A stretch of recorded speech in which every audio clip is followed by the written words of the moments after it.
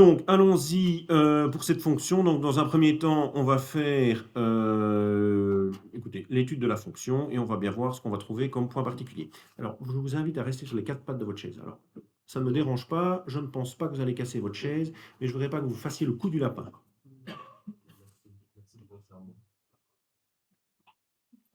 Bah, surtout à vous et à vos proches, parce que si vous venez à décéder ici, bon, on rebaptiserait peut-être le local, mais voilà. Alors allons-y. Donc, commençons par les conditions d'existence. Donc, conditions d'existence, là, rappelez-vous, donc trois cas de conditions d'existence. Est-ce qu'il y a une division? Non. Est-ce qu'il y a une racine carrée paire? Non plus. Est-ce qu'il y a un logarithme qui pourrait nous ennuyer? Non plus. Donc, conditions d'existence, il n'y en a pas. C'est valable pour tout le monde. Donc, domaine de f est égal à R. Donc cette fonction-là, elle est définie partout. Okay, vous pouvez la mettre pour n'importe quelle valeur dans votre calculette. Votre calculatrice vous donnera une valeur. Okay, alors ensuite, on va calculer les racines. Donc ça va être racine cinquième de x4 est égale à 0. Okay, donc si vous ne le voyez pas que c'est directement 0, bon, ok, pas de souci. Vous retirez la racine cinquième en mettant le tout exposant 5. Donc ce serait racine cinquième de x4 exposant 5 est égal à 0 exposant 5, ce qui nous donnerait x4 est égal à 0. Si vous ne le voyez toujours pas, vous appliquez racine quatrième sur x4 est égal à racine quatrième de 0. Et là, vous trouvez x est égal à 0. Donc c'est la seule racine. Très bien. Alors ensuite, je vais calculer également l'ordonnée à l'origine. Donc l'ordonnée à l'origine, ça veut simplement dire que je remplace x par 0 et je regarde ce que ça me donne. Donc racine cinquième. Même chose pour vous, monsieur Mascal.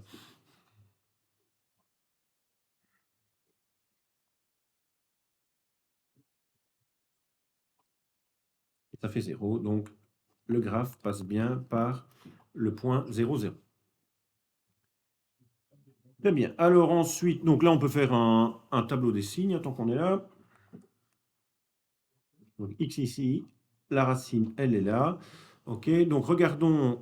Alors ici, il est difficile d'avoir des recettes toutes faites quand on a des x exposant 4 ou ce genre de choses, parce que ça devient très compliqué. Hein. Souvent, les recettes toutes faites, c'est jusqu'au carré. Même déjà exposant 3, il y a des recettes toutes faites pour certains polynômes pour trouver les racines, mais le reste du temps, ça n'existe pas. Donc quand vous avez des histoires exposant 4, exposant 5, prenez plutôt des valeurs. Donc ce que je sais dans mon tableau des signes, c'est que de moins l'infini à 0, j'aurai le même signe. Et que de 0 à plus l'infini, j'aurai le même signe. Donc prenez une valeur dedans et calculez-la.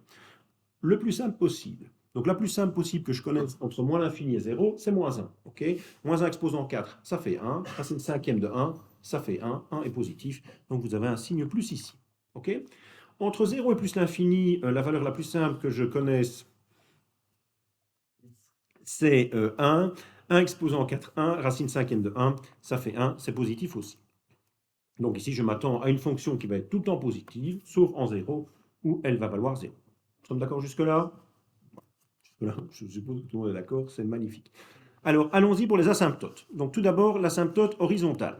Donc l'asymptote horizontale, elle va exister, ok, si la limite en plus ou moins l'infini de f de x est égale à un chiffre, donc un nombre fini. Ok, donc allons-y, limite en plus ou moins l'infini de racine cinquième de x exposant 4. Ça va me donner la limite en plus ou moins l'infini de racine cinquième de plus ou moins l'infini. Ok, et racine cinquième de plus ou moins l'infini, ça vaut toujours bien plus ou moins l'infini. Donc là, KO pour l'asymptote horizontale. Alors, est-ce qu'il y a une asymptote verticale? Eh bien, KO direct. Hein. Pourquoi? Parce que domaine de f est égal à R. Alors, on va quand même tenter sa chance sur l'asymptote oblique. Il faudrait que la limite en plus ou moins l'infini de racine cinquième de x4 sur x soit égale à un chiffre, attention, différent de 0. Alors pourquoi différent de 0? Parce que imaginons qu'on arrive à un chiffre qui vaille 0, ok, ça voudrait dire que mon asymptote oblique, eh bien, elle a un coefficient angulaire qui vaut 0, donc une asymptote oblique qui est horizontale. Du coup, ça n'a aucun sens. C'est pour ça que je mets systématiquement différent de 0. Donc allons-y pour résoudre. Donc limite en plus ou moins l'infini. Donc x exposant 4, le tout sous une racine cinquième, c'est la même chose que x exposant 4 cinquièmes, le tout divisé par x. Donc c'est limite en plus ou moins l'infini de x exposant 4 cinquièmes moins 1. Donc c'est la limite en plus ou moins l'infini de x exposant 1 cinquième. Donc c'est la limite en plus ou moins l'infini, pardon, de racine cinquième de x. Donc là, même chose, vous remplacez x par plus ou moins l'infini, ça vous fait racine cinquième de plus ou moins l'infini, ça vaut plus ou moins l'infini. Donc là, KO également, vous n'avez pas d'asymptote oblique. Est-ce que c'est OK pour tout le monde? Je suppose que oui. Alors, je vous laisse copier, et puis je passe.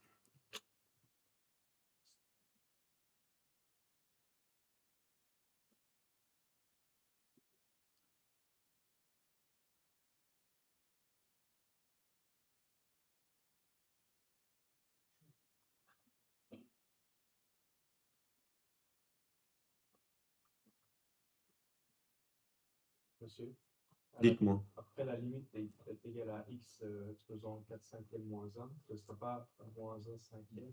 Vous avez tout à fait raison, c'est moins un cinquième, oui. Donc si c'est moins un cinquième ici, alors là, ça change la donne.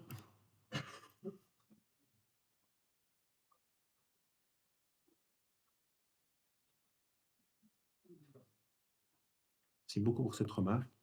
Donc ça va être 1 sur racine cinquième de x.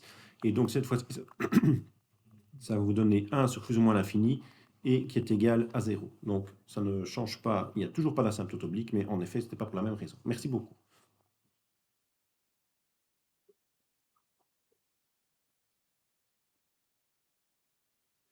Alors, allons-y pour f' de x.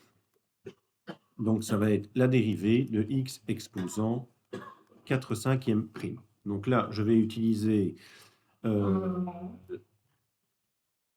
la formule dérivée de xn, où ça vaut n fois x n moins 1. Donc là, ça va être égal à 4 cinquièmes fois x exposant moins 1 cinquième fois la dérivée de x, donc fois 1. Ça vaut 4 cinquièmes fois 1 sur racine cinquième de x.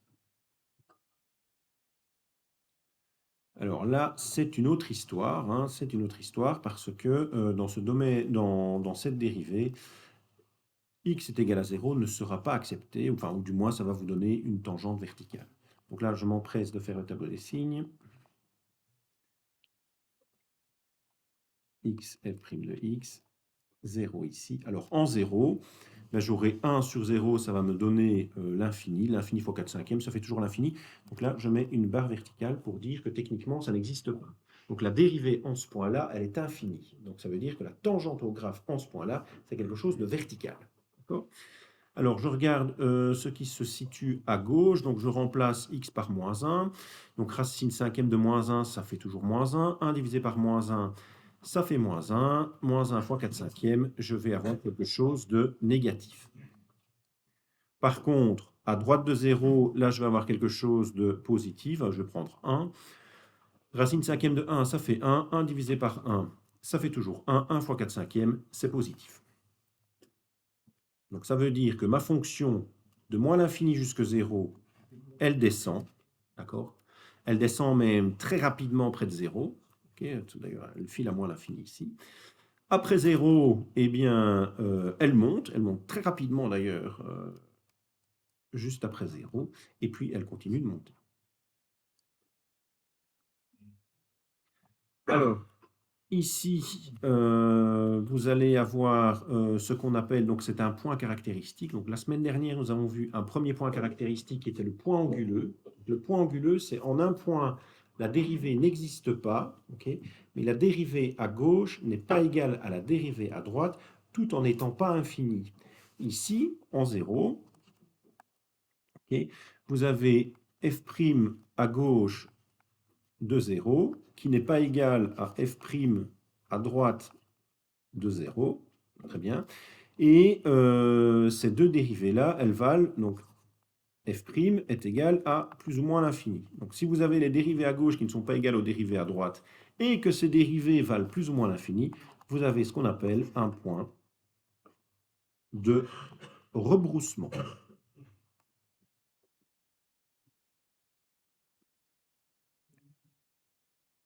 Alors, dans l'état actuel des choses, avec ce que nous avons découvert, ce point de rebroussement devrait ressembler à ceci. Donc, on sait que notre fonction elle a une racine en 0, d'accord?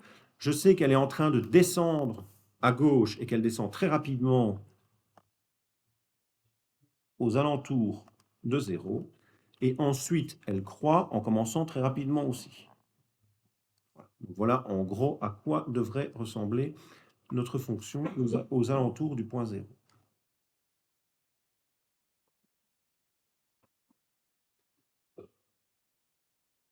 Alors, dans l'état actuel des choses, vous vous rendez évidemment bien compte que la dérivée seconde risque bien d'être négative. Je me vois mal arriver à dessiner ce graphe-ci avec une dérivée seconde positive, surtout que je vais avoir une tangente qui est infinie. Mais bon, par principe, nous allons la calculer. Donc f' de x, ça va être la dérivée de 4 cinquièmes fois 1 sur racine cinquième de x. Alors, simplifions-nous la vie, hein, c'est très important. 4 cinquièmes, c'est une constante multiplicative, elle peut déjà sortir de la dérivée. Et là, ça va être x exposant moins 1 cinquième. Donc là, on va appliquer la formule classique que vous connaissez par cœur. Ça fait moins 1 cinquième fois x exposant. Donc moins 1 cinquième moins 1, ça fait moins 6 cinquièmes. Donc là, je vais avoir moins 4 25e fois 1 sur... Regardez-moi cette affaire-là. X exposant 6. Oh là là. C'est assez rare dans la science de trouver des fonctions exposant 6. Hein. Si un jour vous croisez ça dans votre carrière professionnelle, attention. Soit vous êtes trompé, et si vous ne vous êtes pas trompé, vous êtes sur une bombe à retardement. Ça me rappelle, bombe à retardement, ça me rappelle cette anecdote d'un présentateur africain qui, à la fin de son journal parlé, donnait une petite sagesse. Alors, il avait dit quelle est la différence entre une dame calme et une dame silencieuse. Alors, la réponse est magnifique. La dame calme est une bénédiction, la dame silencieuse est une bombe à retardement. Voilà, sur ces bonnes paroles, faisons le tableau des signes.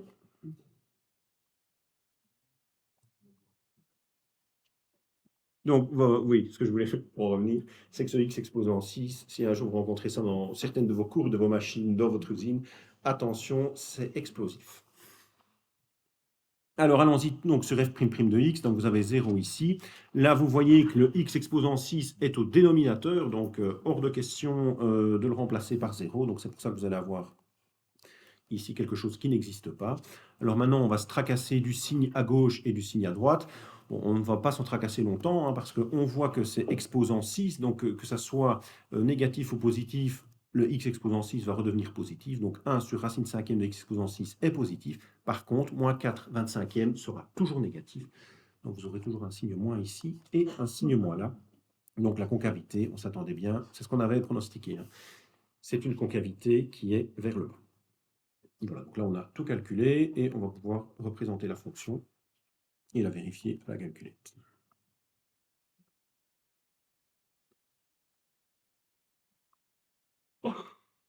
Donc on a quelque chose qui en moins l'infini donnait l'infini, donc on a quelque chose qui vient de l'infini, hein, et qui repart vers l'infini, et au niveau du point 0, fait comme ceci.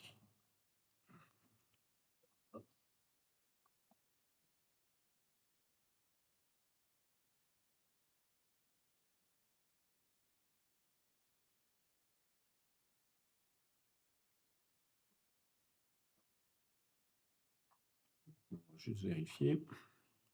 Attendez, je vais de côté.